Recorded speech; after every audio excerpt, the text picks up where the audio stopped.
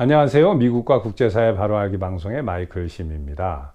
아이오와 코커스라고 불리우는 아이오와주의 공화당 당내 경선이 트럼프 대통령이 신기록을 여러 개를 기록하면서 완전히 승리를 싹쓸이하면서 막을 내렸습니다. 우선 아이오와주의 99개에 달하는 카운티에서 모두 다 승리를 함으로써 완전 싹쓸이를 했습니다. 그리고 그 득표율도 혼자서 과반수가 넘었어요. 51%로서 이러한 말도 안 되는 경이로운 기록을 세웠습니다. 공화당 그 당내 아이오와 코커스 기록상 1등을 한 후보와 2등을 한 후보가 표가 가장 많이 벌어졌던 게 11%입니다. 부시 대통령 때 2등하고. 그런데 이번에 트럼프 대통령과 드산티스는 30%가 벌어지는 완전히 믿을 수 없는 이러한 기록으로 그 막을 내렸는데, 제가 그 아이오와 코커스를 그 분석을 하면서 크게 우리가 세 가지를 알아야 되겠다라고 생각을 했습니다. 우선 그 첫 번째는 트럼프 대통령을 일개 공화당의 대선 후보로 봐서는 안 된다는 점입니다.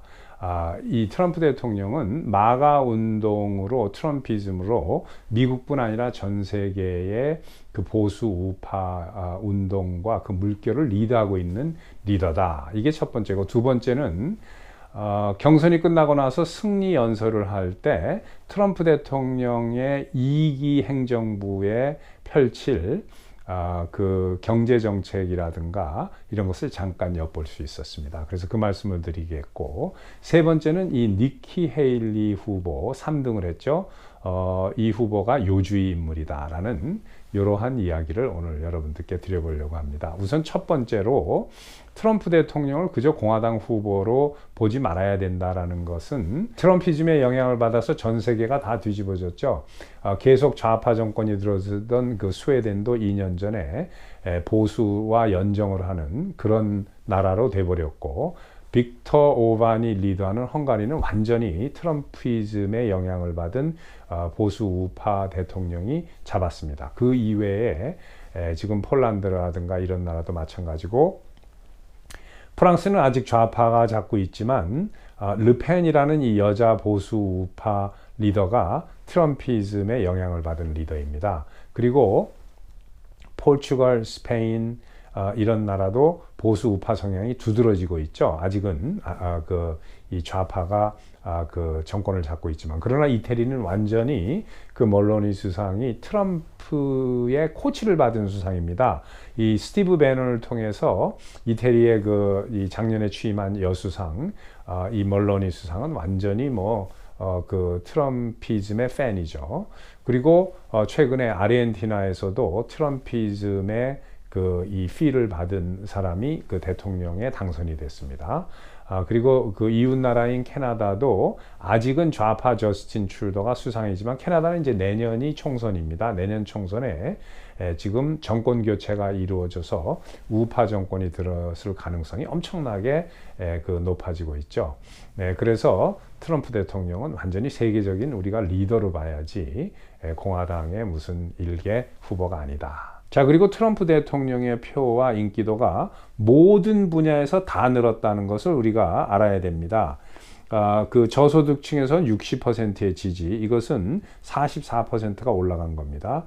그 다음에 고소득층에서 38%의 지지를 받고, 대졸자가 적은 지역에서 67%, 대졸자 이상 지역에서 38%의 지지율이 나왔습니다.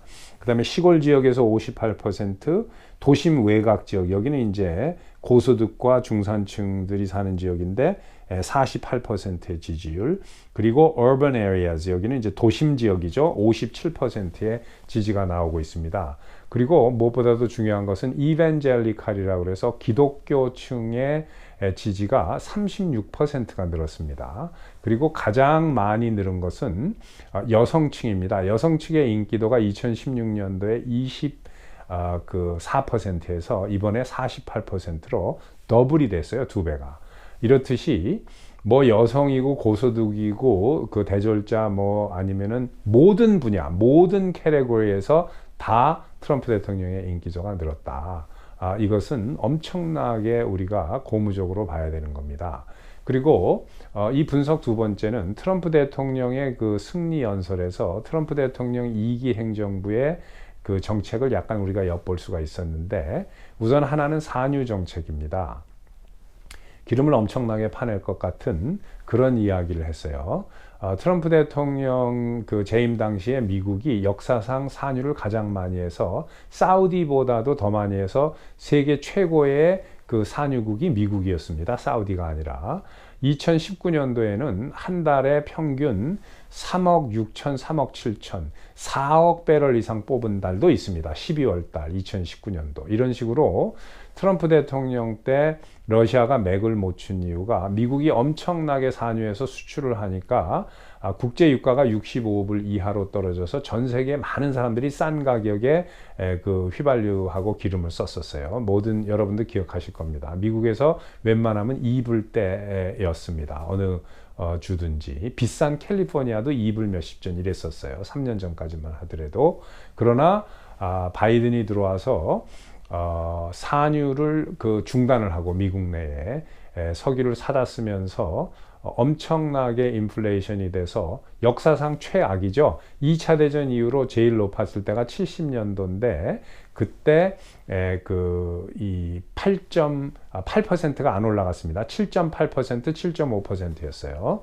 10여 년간 70년대. 그런데 바이든이 한 방에 10%까지 올려버렸죠. 2021년도에 석유 생산을 국내 석유 생산 중단하니까 그 사우디하고 러시아가 파내면서 엄청나게 유가가 올라가면서 미국은 그냥 경제가 엉망이 되고 인플레이션이 10%로 올라갔죠. 우리가 계란이고 고기고 사러 가보면 알지 않습니까? 요즘에 조금 떨어졌다고는 하지만 아직도 고물가입니다. 미국의 평균 인플레이션은 보통 지난 50년 동안 1.2%에서 1.34%가 평균입니다. 지금 아직도 3.3, 3.5%죠. 그러니까 반 이상 더 떨어져야 되는 거예요. 근데 바이든은 자기가 10%로 올려놓고 이게 떨어졌다고 이제 내려갔다고 이렇게 말도 안 되는 이야기를 하고 있습니다. 세 번째로 말씀드리고 싶은 것은 니키 헤일리가 요주의 인물이라는 겁니다. 이 니키 헤일리는 민주당에다 거액을 기부하는 사람들이 니키 헤일리의 선거 자금을 대고 있습니다. 니키 헤일리는 민주당의 트로이 목마가 아니겠느냐라고 보는 사람도 있지만 자기의 성향이 민주당의 여러 이 정책과 맞는 거예요. 그러니까 완전 라이노인데 우리가 니키 헤일리는 요주의 인물이다. 뭐 트럼프 대통령이 니키 헤일리를 뭐 내각에 쓴다거나 뭐 이러지는 않을 것 같아요. 그 전에 이제 유엔 대사로 보냈지만은 모르겠습니다만은 우리가 이 니키 헤일리가 매우 조심해야 하는 인물이다라는 걸 이번에 알았죠. 뭐 민주당에서 때려 몰려와가지고 당적을 공화당으로 레지스터 한 다음에 이 사람을 뽑아줬으니까 이게 아이오와주에서 이런 일이 일어났었습니다. 그래서 아이오와주 경선을 할 때 거기에 참가했던 많은 사람들이 이 민주당 사람이라고 그래요. 와서 그 당적을 공화당으로 바꾼 다음에 거기서 그냥 니키 헤일리를 지지하는. 그래서 매우 특이한 후보고 라이노 중에서도 라이노니까 이걸 조심해야 되겠다. 뭐 이런 것들을 이번에 특이사항으로 제가 아이오와에서 분석을 한번 해봤습니다. 여러분 감사합니다. 또 뵙겠습니다.